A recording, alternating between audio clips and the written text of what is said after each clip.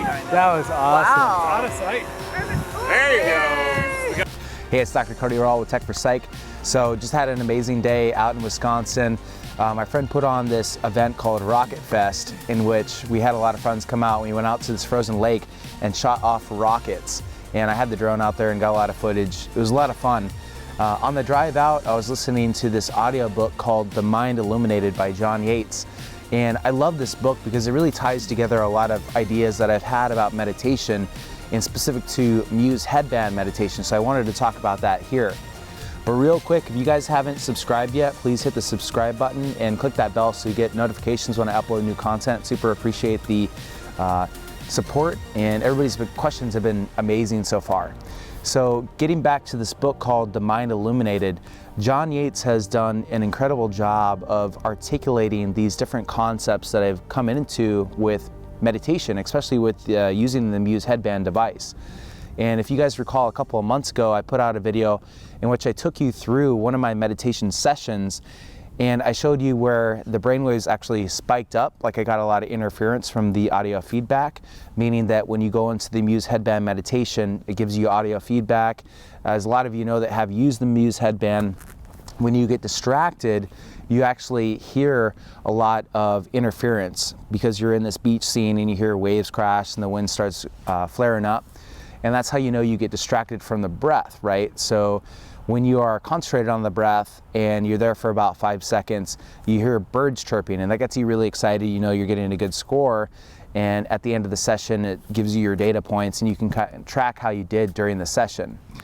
What John Yates talks about a lot with The Mind Illuminated, it's all about concentrating on the breath. The more that you can concentrate on the breath, the more that you can give your attention to that one single entity, the more you're going to fall into the meditative state, and the more that it rewires your brain as you're doing it.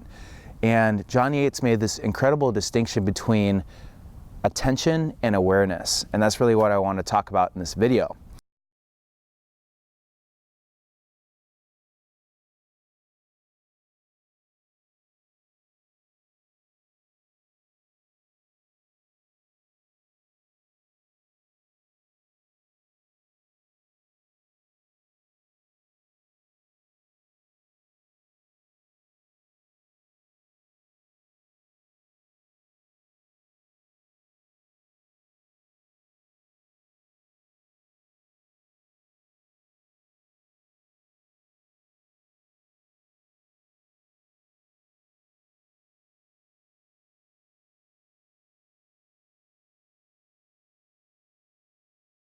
So the comparison that I wanted to make out here is understanding attention and awareness in the difference between seeing a rocket go off and seeing a fire. So if you're watching a rocket, you are very attentive on the rocket itself, right?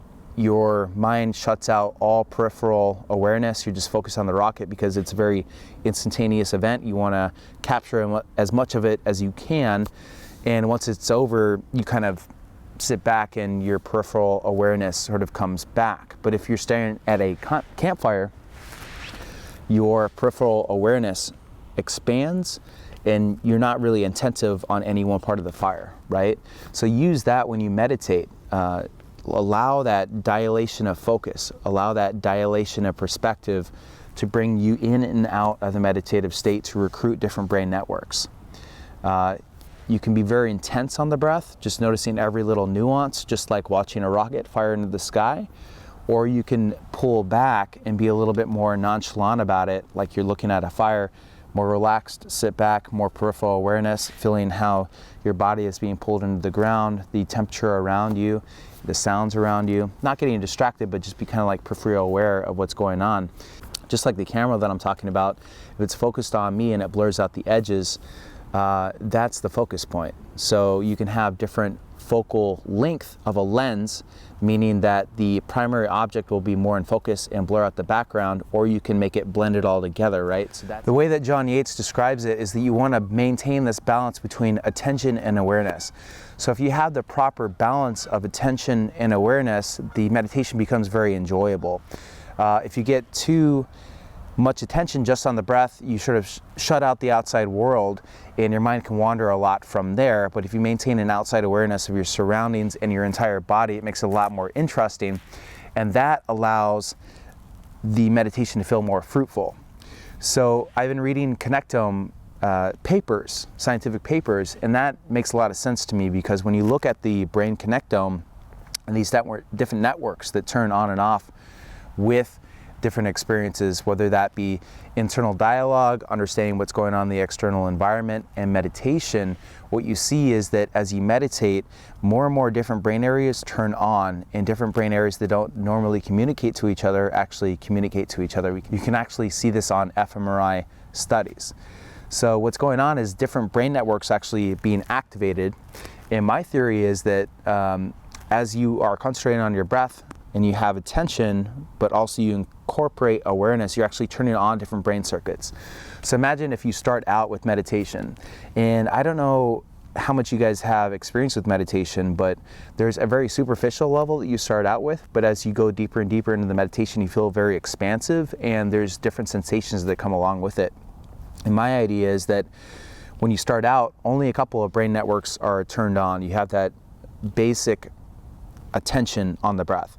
But as you build up that attention and expand your awareness as you get deeper and deeper into the meditation, what actually happens is that these internal networks that are vibrating at a certain frequency sort of branch out, and through resonance turn on different brain networks that communicate with each other. So basically you have one brain network vibrating at a certain frequency that turns on the next brain network that's vibrating at a different frequency, and then the next network that's vibrating at a different frequency. So it branches out and different areas communicate to each other, and that's how you get that big expansive feeling with meditation. And I think that meditation with the Muse Headband is excellent, because what they basically did for designing the Muse Headband is they brought in expert meditators that were practicing mindfulness and tracked their brainwaves. They fed that into machine learning and created their algorithms. And the reason I bring that up is that they had the optimal balance between attention and awareness during their meditation. And that's what the program favors. So if you are in that balance, it actually gives you a good score. But I think that what we can improve with the neurofeedback software is that you can actually have the program track when you expand your awareness and you are incorporating more brain networks, and then collapse your awareness to the attention and getting deeper and deeper into the meditative state. And really how you can actually get deeper into a meditative state is to expand your awareness and then collapse your attention. Expand your awareness, collapse your attention. And that's what I was talking about with these different chakras, and I call them focus points.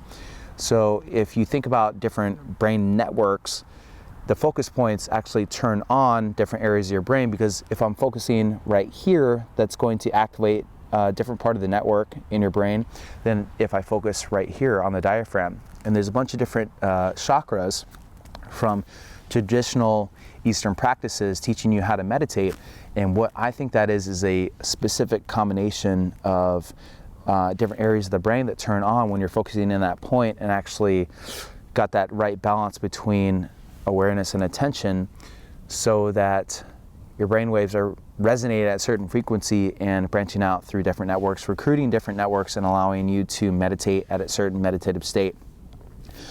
And we've got it pretty well documented where that brainwave frequency is, at least in the global pattern. You want to be right in the alpha theta range to elicit this meditative experience. So he uses the metaphor of vision perfectly for this idea of attention versus awareness. So for instance, if I'm driving on the road and I'm looking at the actual road itself, my eyesight is more focused on the road ahead. But in my peripheral awareness, you see different cars, and that's important, right? Because if different cars come into my own lane, I need to react to them. But as you can see, if someone serves into my lane, my attention switches to that car and I'm watching that car. So you can see the difference between actual attention and awareness.